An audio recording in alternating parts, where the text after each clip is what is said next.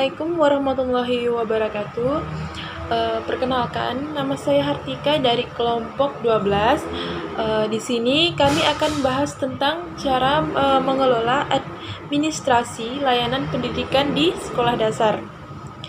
Yang mana di sini saya akan menjelaskan apa sih itu bimbingan dan konseling yang pertama-tama ya.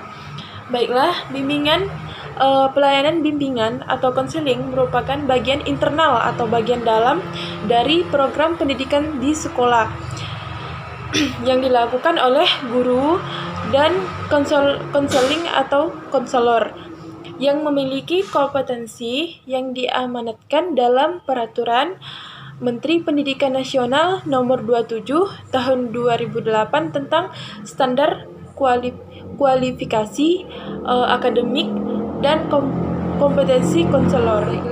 Hakikat bimbingan dan konseling. Hakikat bimbingan konseling ini terbagi menjadi dua pengertian ya. Yang pertama, bimbingan dan konseling adalah upaya sistematis, objektif, logis, dan berkelanjutan, serta terprogram yang dilakukan oleh guru. Dan konseling atau konselor untuk memfasilitasi perkembangan peserta didik atau konseling dalam mencapai kemandirian. Artinya guru itu dapat mengajarkan kepada anak didik atau cara bagaimana sih cara seseorang itu menjadi mandiri, bersih, seperti itu. Dan kedua, bimbingan dan konseling merupakan komponen integral serta pendidikan pada suatu pendidikan berupa memfasilitasi dan memandirikan peserta didik dalam rangka pencapaian perkembangan individu secara utuh dan optimal, di mana guru tersebut mengajarkan kepada anak didik untuk bagaimana cara memandirikan kepribadian tersebut, individu tersebut agar mencapai suatu perkembangan secara utuh dan optimal.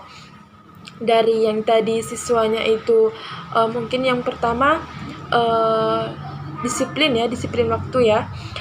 Yang pertama itu dia awalnya suka terlambat sekolah, jadi dengan bimbingan ini dia menjadi tidak pernah terlambat lagi gitu. Baik, saya Maisara dari kelompok 12 ingin melakukan presentasi tugas pengembangan yang ada dalam bimbingan dan konseling. Bimbingan dan konseling pada satuan pendidikan yaitu SD diselenggarakan untuk membantu peserta didik dalam mencapai tugas-tugas perkembangannya. Tugas perkembangan ini diantaranya meliputi mencapai hubungan persahabatan yang matang, mencapai peran sosial sesuai jenis kelaminnya, menerima kondisi fisik dan menggunakan secara efektif, mencapai kebebasan emosional dari orang tua dan orang dewasa lainnya, menyiapkan diri untuk hidup berumah tangga, menyiapkan diri untuk karirnya, mencapai seperangkat nilai dan sistem etika yang membimbing tingkah lakunya dan mencapai tingkah laku yang dapat dipertanggungjawabkan secara sosial. Komponen bimbingan konseling. Komponen program meliputi adalah layanan dasar, layanan responsif, layanan peminatan dan rencana individual, dan dukungan sistem yang sesuai dengan hasil asesmen kebutuhan peserta didik. Komponen bimbingan konseling terbagi menjadi 4, yaitu 1. Layanan dasar, 2. Layanan peminatan dan perencanaan individual, 3. Layanan responsif, 4. Dukungan sistem. Anda akan melanjutkan diskusi selanjutnya.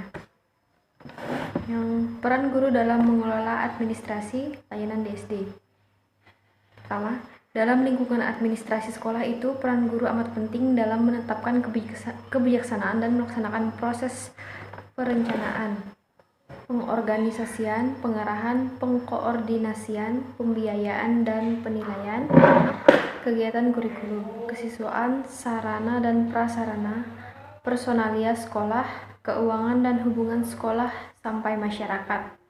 Guru harus aktif memberikan sumbangan baik pikiran maupun tenaganya. Dalam hubungan dengan pengadministrasian, seorang guru dapat berperan sebagai berikut. Di sini ada 7 komponen. Yang pertama, pengambilan inisiatif, pengarah, dan penilaian kegiatan-kegiatan pendidikan. Hal ini berarti guru harus turut serta memikirkan kegiatan-kegiatan pendidikan yang direncanakan serta nilainya. Yang kedua, wakil masyarakat, yang berarti dalam lingkungan sekolah, guru menjadi anggota suatu masyarakat. Guru harus mencerminkan suasana dan kemauan masyarakat dalam arti yang baik. Yang selanjutnya, orang yang ahli dalam mata pelajaran, guru bertanggung jawab untuk mewariskan kebudayaan kepada generasi muda yang berupa pengetahuan. Yang selanjutnya, penegak disiplin, guru harus menjaga agar terciptanya suatu disiplin. Selanjutnya, pelaksanaan administrasi pendidikan. Di samping menjadi pengajar, guru pun bertanggung jawab akan kelancaran jalannya pendidikan dan ia harus melaksanakan kegiatan administrasi. Yang selanjutnya, pimpinan generasi muda. Masa depan generasi muda terletak di tangan guru, berperan sebagai pemimpin mereka dalam mempersiapkan diri untuk anggota masyarakat yang dewasa. Yang selanjutnya, peran guru dalam pengelolaan pembelajaran. Di sini ada 5 komponen. Yang pertama, guru sebagai pendidik. Yang kedua, guru sebagai pengajar. Yang ketiga, guru sebagai model dan teladan. Yang keempat, sebagai pendorong kreativitas. Yang kelima, serta sebagai evaluator. Sekian dari saya, terima kasih.